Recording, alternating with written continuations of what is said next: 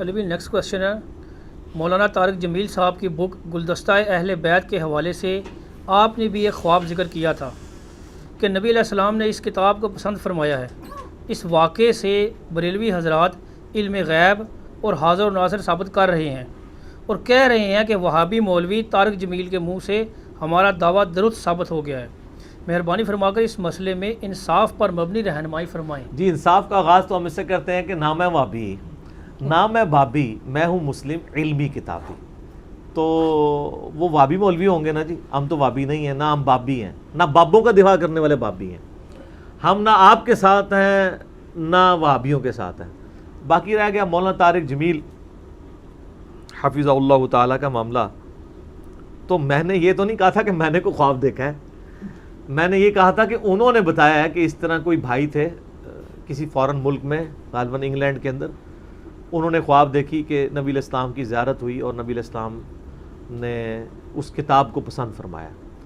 تو یہ جو لوگ مجھے اس حوالے سے یہ ٹونٹ کر رہے ہیں، مجھے پھکی دینے کی کوشش کر رہے ہیں، تو میں ان کی پھکی لیتا ہوں اور ساتھ اس پھکی میں مزید چیزیں ایڈ کر کے ان کو واپس کرتا ہوں کہ اگر اس سے یہ چیز ثابت ہو رہی ہے کہ نبی علیہ السلام کو آج بھی جو کچھ دنیا میں ہو رہا ہے ان حالات کی 100% خبر ہے اور آپ اس سے حاضر و ناظر یا علم غیب ثابت کر رہے ہیں، تو اس سے یہ بھی ثابت ہو رہا ہے کہ جس کو آپ وہابی مولوی کہہ رہے ہیں مولانا طارق جمیل صاحب کو، وہ نبی علیہ السلام کے پسندیدہ ہے۔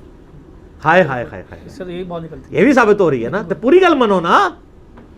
تو آپ کو اگر یہ چھیڑیں تو آپ کو کہے کہ ٹھیک ہے ہم چھیڑنے کے لیے تیار ہیں، تو اس سے یہ بھی پتہ چل گیا کہ طارق جمیل صاحب اور ان کا مکتبہ فکر اور ان کی جماعت، جن کو آپ نجدی، گستاخ رسول اور خارجی اتنی گالیاں نکالتے تھے، وہ تو نبی علیہ السلام کی بارگاہ میں مقبول ہیں اگر ان کی کتاب مقبول ہے۔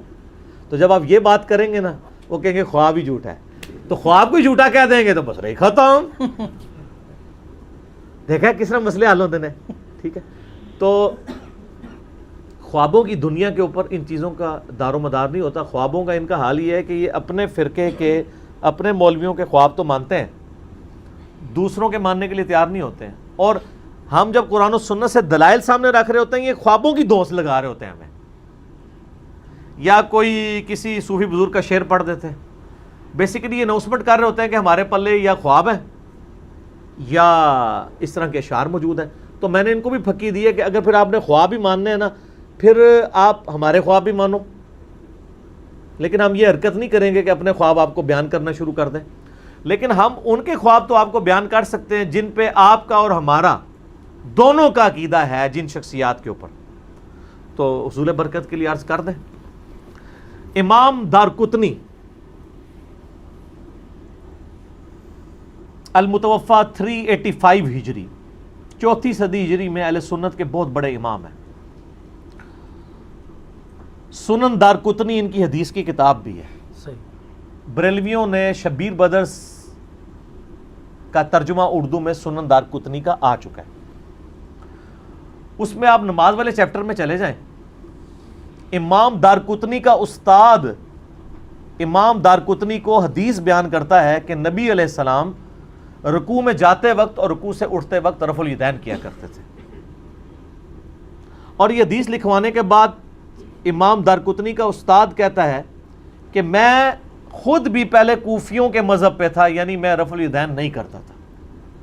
ایک رات مجھے خواب میں اللہ کے محبوب صلی اللہ علیہ وآلہ وسلم کی زیارت ہوئی اور میں نے آپ صلی اللہ علیہ وآلہ وسلم کو نماز پڑھتے ہوئے دیکھا، اور میں نے دیکھا کہ آپ علیہ السلام رکوع میں جاتے وقت اور رکوع سے اٹھتے وقت رفع الیدین کر رہے ہیں۔ تو پھر میں نے رفع الیدین شروع کر دیا۔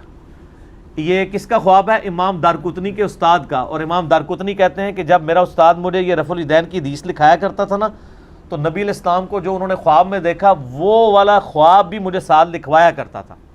تو سر پھر بریلویوں سے گزارش ہے، دیوبندیوں سے بھی، کہ یہ کسی اہل حدیث کا خواب نہیں ہے، کسی اہل تشیع کا خواب نہیں ہے، آپ کے اور ہمارے مشترکہ امام دارقطنی کے استاد کا خواب ہے، اور جو حدیث کی کتاب میں ہے۔ آپ کے خواب تو بابوں کی کتابوں میں ہوتے ہیں، ہم وہ خواب بیان کر رہے ہیں جو اماموں کی کتابوں میں ہیں۔ تو آپ رفع الیدین شروع کر دیں، چلے ہمیں تو کہہ دیں گے کہ خواب ہی جھوٹا ہے یا جھوٹ بیان کر رہا ہے۔ تو خواب پہ دین کی بنیاد رکھیں نا، نبی علیہ السلام اگر کسی کو خواب میں آ کے کوئی منسوخ شدہ طریقہ تو نہیں بتائیں گے، یا نعوذ باللہ منافقین بت رکھ کے آتے تھے وہ والا طریقہ تو نہیں بتائیں گے جو انہوں نے کہانی آپ کو کرائی ہوئی ہے، یا مکھیاں مارنے کا طریقہ تو نہیں بتائیں گے، یا گھوڑوں کی دموں والا طریقہ تو نہیں بتائیں گے جو انہوں نے کہانیاں کرائی ہوئی ہیں، وہی طریقہ بتائیں گے نا جو ان کا طریقہ ہے. اور وہ ایسے شخص کو آ رہے ہیں جو خود نہیں کرتا اور اس نے خواب دیکھ کے کرنا شروع کر دیا. سر آپ بھی شروع کر دیں اور ایک بار جھوم کے کہہ دیں نہ میں وہابی نہ میں بابی، میں ہوں مسلم علمی کتابی. نبی علیہ السلام کو خواب میں دیکھنا برحق ہے، لیکن خواب اللہ تعالیٰ کا ایک خاص ڈپارٹمنٹ ہے. خواب میں دیکھنے کا قطعاً یہ مطلب نہیں ہے کہ نبی علیہ السلام خود بھی وہ سارے معاملات جان رہے ہیں. نبی علیہ السلام کی تمثیل دکھائی جاتی ہے. مثلا اگر آپ مجھے کتنے لوگ مطلب ای میلز کرتے ہیں علی بھائی رات کو خواب میں دیکھا آپ ہمارے گھر آئے میں، مجھے تو نہیں پتا، ٹھیک ہے نا. یا آپ مجھے خواب میں دیکھ لیں تو آپ مجھے صبح آگے پوچھیں کہ ہاں جی راتی آئے سو، مجھے پتہ بھی نہیں ہوئے گا، کیونکہ یہ ڈپارٹمنٹ الگ ہے. یہ اللہ تعالیٰ تمثیل دکھاتا ہے. نبی علیہ السلام کا بھی یہی مسئلہ ہے کہ آپ صلی اللہ علیہ وآلہ وسلم اگر خواب میں دکھائے جاتے ہیں تو وہ بشارت کے لیے، کیونکہ بخاری مسلم میں حدیث ہے میری وفات کے بعد غیب کی خبریں ختم، صرف مبشرات خوشخبریاں باقی ہیں. صحابہ نے پوچھا مبشرات کیا ہے؟ فرمایا کہ خواب ہے جن کے ذریعے اللہ تعالیٰ غیب کی خبریں دے گا. بخاری مسلم دونوں میں حدیث ہے جس نے خواب میں مجھے دیکھا اس نے مجھے کو دیکھا، میری شکل میں شیطان نہیں آ سکتا. یعنی جو حضور کی اپنی شکل ہے نا اس طرح کی شکل وہ شیطان نہیں بنا سکتا. کسی اور شکل میں آ کے کہہ سکتا ہے جھوٹ بول کے. وہ تو غلام القادیانی دجال نے یعنی خواب کے بغیر ذل محمد ہونے کا دعویٰ کر دیا، نعوذ باللہ. اور ایک اور حدیث ہے بخاری مسلم میں کہ جس نے مجھے خواب میں دیکھا اس نے مجھے کو دیکھا، میری شکل میں شیطان نہیں آ سکتا، اور جس نے مجھے خواب میں دیکھا ان قریب مجھے بیداری میں بھی دیکھ لے گا. یعنی ظاہر ہے کہ یا تو اہل ایمان کو مرتے ہی اپنے نبی کی زیارت ہو جائے گی جنت میں، ٹھیک ہے، یا قیامت والے دن تو زیارت ہوگی ہوگی. اور اگر وہ نبی علیہ السلام کی مبارک زندگی میں نے کسی نے خواب دیکھا ہے تو ہو سکتا ہے اللہ تعالیٰ اسے صحابیت کے شرف تک نواز دے. یہ تینوں شروحات محدثین نے کی ہے اس حدیث کی کہ اگر نبی علیہ السلام کی زندگی میں کوئی خواب میں آپ کو دیکھتا ہے تو ان قریب وہ نبی علیہ السلام کی زیارت کر کے صحابیت کا شرف حاصل کر لے گا. اگر آپ کی وفات کے بعد دیکھتا ہے تو یہ نہیں ہے کہ آپ علیہ السلام دنیا میں آئیں گے، یہ نہیں ہے مطلب کسی نے لیا. وہ ان قریب بیداری میں، ان قریب سے مراد کیا؟ قیامت کے دن یا مرتے ہی اسے زیارت نصیب ہو جائے گی. اس لیے آپ دیکھیں حضرت بلال حبشی کے بارے میں بھی آتا ہے صحیح سند کے ساتھ، حضرت ابو درداء کے بارے میں بھی آتا ہے حدیث کی کتابوں میں کہ ان کی جب موت کا وقت قریب آیا تو ان کی بیوی ساتھ تھی، وہ کہنے لگی ہائے غم کی بات، تو انہوں نے کہا نہیں خوشی کی بات، میں عنقریب رسول اللہ سے ملاقات کروں گا. ٹھیک ہے صلی اللہ علیہ وسلم. کئی صحابہ ہیں جو فوت ہونے لگے ہیں تو تابعین نے کہا کہ آپ نے رسول اللہ کو ہمارا سلام کہنا ہے. یہ صحیح سند کے ساتھ ہے، مشکات میں ایسی حدیثیں موجود ہیں. تو نبی علیہ السلام کے ساتھ عنقریب ملاقات ہو ہی جانی انشاءاللہ تعالی. پھر جو بخاری مسلم میں حدیث ہے سیدہ فاطمہ کے کان میں حضور نے ایک بات کہی تو وہ رو پڑی،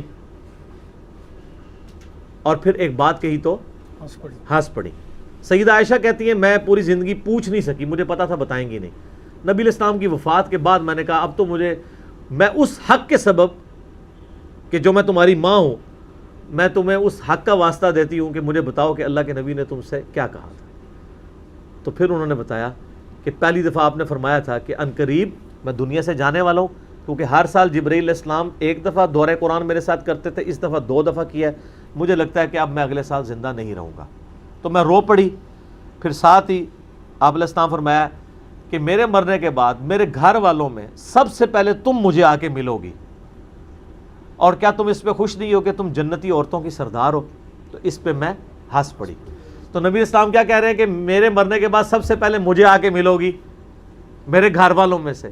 تو قیامت میں نہیں سر، مرتے ہی وہ نبی علیہ السلام کو ملاقات ہو گئی جنتوں میں اللہ کی. تو اس کا یہ بھی ہے. تو ہم نبی علیہ السلام کی زیارت کے قائل ہیں، لیکن یہ یاد رکھیے گا یعنی ہر کوئی بندہ جو حضور علیہ السلام کی زیارت کر رہا ہے ضروری نہیں آپ علیہ السلام کو دیکھ رہا ہے. شمائل ترمذی کے اندر ڈیٹیل حدیث ہے کہ عبداللہ ابن عباس کو جب کوئی آ کے بتاتا تھا نا کہ نبی علیہ السلام کو میں نے خواب میں دیکھا ہے، وہ پوچھتے تھے کس شکل میں دیکھا ہے. پھر وہ تصدیق کرتے تھے کہ ہاں یہ شکل اگر دیکھیے تو نبی علیہ السلام ہے. جس میں لمبی حدیث میں نے داڑھی والے لیکچر میں بیان کی ہے کہ نبی علیہ السلام کی داڑھی نہر تک تھی. وہ ایک تابعی نے خواب دیکھا تھا. میرا یوٹیوب پہ کلپ لاکھوں لوگ دیکھ چکے ہیں, خواب میں دیدار مصطفیٰ صلی اللہ علیہ وآلہ وسلم. وہ کلپ آپ ضرور دیکھیں. اس میں میں نے حدیث کی کتابوں سے کئی ایک مثالیں پیش کی ہیں جس میں نے ثابت کیا کہ اہل حدیث کا یہ موقف غلط ہے کہ صرف صحابہ ہی حضور کی زیارت کر سکتے ہیں. قیامت تک کسی بھی مسلمان کو اللہ تعالیٰ جب چاہے نبی علیہ السلام کی زیارت کروا سکتا ہے, جس طرح میں نے یہ بتایا. اور یہ محدثین نے حدیث کی کتابوں میں بیان کیا, حتیٰ کہ سنن ابی داؤد میں ایک حدیث ہے کہ جس نے ایک دفعہ صبح کے وقت پڑھ لیا لا الہ الا اللہ وحدہ لا شریک لہ لہ الملک ولہ الحمد وہو علی کل شیء قدیر, تو اللہ تعالیٰ کی حفاظت کے قلعے میں رہے گا. یہ ہم نے صبح شام کے اذکار میں حدیث ڈالی بھی ہوئی ہے. شام کو پڑھ لے تو صبح تک اللہ کی حفاظت کے قلعے میں رہے گا. تو ایک تبا تابعی ہیں, وہ کہتے ہیں جب میرے تک یہ حدیث پہنچی نا تو میں بڑا حیران ہوا کہ صرف اتنا سا کلمہ پڑھنے سے اتنی فضیلت ہے, ایکسٹرا آرڈنری فضیلت. تو کہتے ہیں ایک رات میں نے نبی علیہ السلام کی زیارت کی اور امام داؤد نے یہ خواب اس حدیث کے ساتھ لکھا ہے. تو میں نے کہا یا رسول اللہ یہ آپ کی حدیث ہے, لا الہ الا اللہ وحدہ لا شریک لہ لہ الملک ولہ الحمد وہو علی کل شیء قدیر.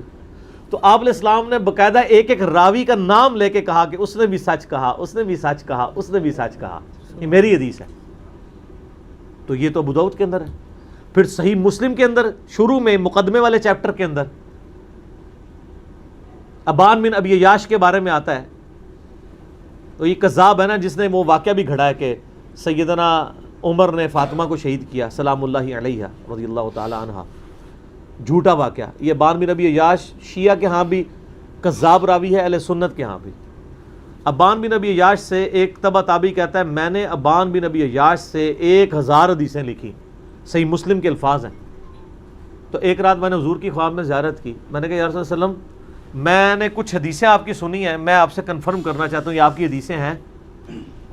کہتے ہیں میں حضور کے آگے حدیثیں پڑھتا رہا, صرف آپ نے 5 یا 6 حدیثوں کے بارے میں کہا یہ میری ہیں, باقی آپ نے فرمایا میں نے نہیں فرمایا. 1000 حدیثاں فارغ. ایک کہتے نا حدیث تو حدیث ہوتی ہے چاہے ضعیف ہو یا صحیح ہو, ڈگری تو ڈگری ہوتی ہے چاہے اصلی ہو جعلی ہو. نبی علیہ السلام نے 1000 میں سے صرف 5 حدیثوں کو کہا یہ میری حدیثیں ہیں, باقی فراڈ ہے. تو سر یہ اسی لیے تو محدثین نے محنت کر کے صحیح حدیثوں کو الگ سے کیا ہے کہ جعلی حدیثیں منسوب کی گئی. مسلم شریف کی پہلی حدیث ہی مولا علی سے ہے اور بخاری میں بھی ہے. جس نے میری طرف جھوٹی حدیث منسوب کی وہ اپنا مقام دوزخ میں دیکھ لے. اور ایک اور حدیث مولا علی کی ہے صحیح مسلم میں زکوٰۃ والے چیپٹر میں. مولا علی کہتے ہیں کہ مجھے اللہ تعالیٰ آسمان سے زمین پہ گرا دے تو میں یہ تکلیف تو برداشت کر لوں گا, لیکن یہ تکلیف برداشت نہیں کروں گا کہ میں رسول اللہ کے بارے میں کوئی ایسی بات کروں جو میں نے آپ سے خود نہ سنی ہو. کیونکہ نبی علیہ السلام فرمایا تھا جس نے میری طرف کوئی حدیث منسوب کی ایسی جو میں نے نہیں فرمائی وہ اپنا مقام دوزخ میں دیکھ لے. یہ بیان کرنے کے بعد پھر مولا علی نے فرمایا کہ نبی علیہ السلام نے فرمایا تھا کہ میری امت میں اس طرح خوارج پیدا ہوں گے اور امت کے بہترین لوگ ہوں گے جو خوارج کے خلاف قتال کریں گے. تو اپنی فوج کا موریل بلند کرنے کے لیے جنگ نہروان میں مولا علی نے یہ ان کو حدیث سنائی کہ میں نے خود حضور سے سنا ہے کہ مخلوق کے بہترین لوگ ہوں گے جو خوارج کو قتل کریں گے. لیکن اس سے پہلے انہوں نے جملہ بولا کہ میں آسمان سے زمین پہ گر پڑوں یہ تکلیف میں برداشت کر لوں گا, لیکن حضور پہ حدیث ماننا یہ میں برداشت نہیں کروں گا, اس کا عذاب بہت بڑا ہے. سر آسمان سے کوئی زمین پہ گرے تو دنیا میں ایک دفعہ ہی مرے گا نا, اور جو دوزخ میں عذاب میں جلے گا وہاں تو قرآن میں آتا ہے نہ زندوں میں ہوگا نہ مردوں میں ہوگا. یہ تو حقیقت ہے. تو اس لیے نبی علیہ السلام کا معاملہ بہت کرٹیکل ہے. باقی یہ اکثر خواب تو جو ہے نا جی وہ جعلی ہوتے ہیں. میں آپ کو بتاؤں صبح شام لوگ وظیفے کر رہے ہوتے ہیں, تصور لا رہے ہوتے ہیں, کچھ نہ کچھ خواب ملتی جلتی آ جاتی ہے. بخاری مسلم میں حدیث ہے خواب یا تو اللہ کی طرف سے ہوتے ہیں یا شیطان کی طرف سے ہوتے ہیں. اور اس کے ساتھ ابن سیرین کا قول ہے, اور بعض محدثین کہتے ہیں کہ یہ نبی علیہ السلام کا ہی قول ہے جو ابن سیرین نے نقل کیا ہے کہ بعض خواب نفسانی خواہشات کی وجہ سے بھی ہوتے ہیں جو انسان سوچتا ہے. آپ نے کئی بار دیکھتے آپ کی کئی انفلڈ ڈیزائرز جو ہیں وہ خواب میں پوری ہو جاتی ہیں. ہر بندے کی خواہش ہے اڑنے کی, آپ میں سے کئی لوگ خواب میں اڑے ہوں گے کئی بار. پھر کئی ایک آپ دن میں خواہشات کر رہے ہوتے ہیں دل میں کہ یہ ہو جائے, تو وہی کچھ خواب میں آ جاتا ہے. یہ جو لوگ کہتے ہیں گندے گندے خواب آتے ہیں, وہ گندی گندی فلمیں دیکھتے ہیں, گندے گندے ذہن سے سوچتے ہیں, گندے گندے لوگوں میں بیٹھتے ہیں, وہی خواب آ رہے ہوتے ہیں ان کو. تو اسی طریقے سے جو ہر وقت خواب میں دیدار مصطفیٰ یا رسول اللہ مجھے زیارت کروا دیں, وہ یہی کرتے رہتے ہیں, تو کچھ نہ کچھ تو دماغ میں بن کے آ ہی جاتا ہے نا, الا یہ کہ جو صحیح ہو. مجھے ایک تبلیغی جماعت کے بھائی ملے, 2008 کی بات ہے, 8 سے 11 سال پہلے. کہنے لگے جی مجھے تو جوانی میں ایک خواب آیا تھا, میں نے پوری زندگی پھر جماعت کو دے دی. میں نے کہا جی جماعت سے ہم بھی بڑی محبت کرتے ہیں, لیکن خوابوں کی بنیاد پہ نہیں. میں نے کہا جی آپ نے کیا خواب دیکھی؟ کہنے لگے جی میں نے خواب میں دیکھا نبی علیہ السلام تشریف لائے ہیں میرے خواب میں, سفید داڑھی, سفید پگڑی, روشن چہرہ. تو آپ علیہ السلام نے میری رہنمائی فرما دی. کہیں وہ جماعت میں نکلے ہوئے تھے, تو ان کا میں نے اس سے یہی سمجھا کہ میں اس جماعت میں ہی وقت گزاروں. میں نے کہا جی انا للہ و انا الیہ راجعون. بوڑھے ویلے تو دکھتے ہوئے گا میری گل سن کے, بوڑھے ہو چکے ہیں. میں نے کہا آپ نے نبی علیہ السلام کو نہیں دیکھا؟ کہتے ہیں کیوں؟ وہ تو حدیث ہے بخاری مسلم کی, جس نے مجھے خواب میں دیکھا. اور میں نے کہا نبی علیہ السلام فرمایا جس نے مجھے میری شکل میں دیکھا. تو نبی علیہ السلام کی شکل مبارک یہ نہیں تھی. بخاری اور مسلم دونوں میں موجود ہے کہ نبی علیہ السلام کی وفات تک داڑھی مکمل طور پہ کالی تھی, صرف چند بال کن پٹی کے اوپر, اور وہ بھی بال بھی رپورٹ ہوئے ہیں کتنے, 20 بال, جس میں سے 14 جو ہیں وہ سر کے بال تھے اور 6 یہاں کے. 20 سے زیادہ تو میرے سفید ہیں سر کے. اور وہ بھی بال صحابہ کہتے ہیں جب آپ نے تیل لگایا ہوتا تھا تو وہ بھی نظر نہیں آتے. یار یہاں پہ اگر 3 بال سفید ہوں, یہاں پہ 3, اور پوری داڑھی ہو کالی, اور 63 سال کی عمر. اصل میں کالی داڑھی خوبصورتی کی علامت ہے, اس لیے تو آپ دیکھیں نا کہ لوگ داڑھی کو کالا کرتے ہیں. نبی علیہ السلام کو اللہ نے چونکہ خوبصورت بنایا ہے, تو آپ اپنی وفات تک آپ کی داڑھی کالی رہی ہے, اور سر کے بھی صرف 14 بال سفید ہوئے ہیں, وہ بھی اصول برکت کے لیے ہوئے ہیں. 14 بال سفید ہوں تو کالے ہی تھے, 14 کی طرف نظر آتے ہیں. 63 سال کی عمر میں, قمری اعتبار سے اور ہمارے عیسوی اعتبار سے 61 ایئرز آلموسٹ. 61 سال کی عمر میں داڑھی بھی کالی, سر کے بال بھی کالے, اور آپ کہہ رہے ہیں جی چٹی داڑھی, چٹی سلفاں, چٹی پگڑی, چٹے کپڑے. تو نبی علیہ السلام, میں کہتا ہوں جی آپ نے کسی شخص کو سفید داڑھی میں نہ دیکھا ہو اور اس کو ہمیشہ کالی داڑھی میں دیکھا ہو, وہ بھی اچانک اگر آپ کے سامنے سفید داڑھی میں آ جائے تو آپ اس کو بھی نہیں پہچان سکیں گے. بالکل صحیح. تو نبی علیہ السلام کو کیسے آپ پہچانیں گے؟ صحابہ کرام پہچانتے اسی لیے تھے, وہ اسی حالت میں نظر آتے تھے ان کو, ٹھیک ہے, جس طرح کی آپ علیہ السلام کی داڑھی تھی. تو یہ نفسانی خواہشات کو بھی بعض اوقات لوگ خوابوں کا نام دے دیتے. خواب کو پرکھنا ہوگا کہ وہ نفس کی طرف سے ہے, شیطان کی طرف سے ہے, یا اللہ کی طرف سے ہے. نبی علیہ السلام کی جب اپنی شکل مبارک ہوگی یقیناً وہ ہوگا. ورنہ ان کا حال یہ ہے کہ بریلویوں کے خواب دیوبندی نہیں مانتے, دیوبندیوں کے خواب بریلوی نہیں مانتے. بلکہ بریلویوں نے لکھا ہے جی ہم خواب کہاں سے مانے. اسماعیل امبیٹوی دیوبندی نے لکھا ہے کہ میں نے خواب میں دیکھا کہ نبی علیہ السلام جو ہے پل اسراء سے گزر رہے ہیں, تو گرنے لگے تو میں نے ان کا ہاتھ پکڑ لیا. نعوذ باللہ. ہاں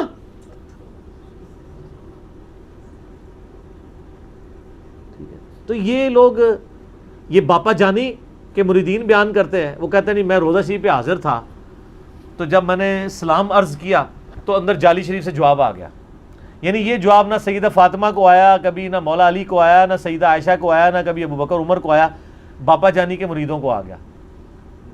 وہ کہتے ہیں جی میں حیران ہو گیا کدھر سے آواز آ رہی ہے, تو غور سے سنا تو جالی شریف سے آ رہی تھی. حالانکہ اس کو پتہ ہی نہیں ہے کہ جالی شریف کے پیچھے کوئی نبی علیہ السلام کی قبر تو نہیں ہے, پیچھے دیوار, وہ تو بہت دور ہے, قبر دیوار ہے ادھر. کوئی بندہ قبر کے باہر بھی کھڑا ہو کے بولے تو تب بھی جالی سے باہر آواز نہ آئے. اچھا وہ کہتے ہیں جی وہ آواز آئی تو کہ میرے لیاس قادری کو میرا سلام کہنا. کہتے ہیں میں گھر آیا میں بھول گیا. سر یہ واقعہ آپ کے ساتھ ہو جائے اور آپ بول جاؤ, آپ عاشق رسول بھی ہو, چلو کوئی نجدی ہو تو بھول ہی جائے,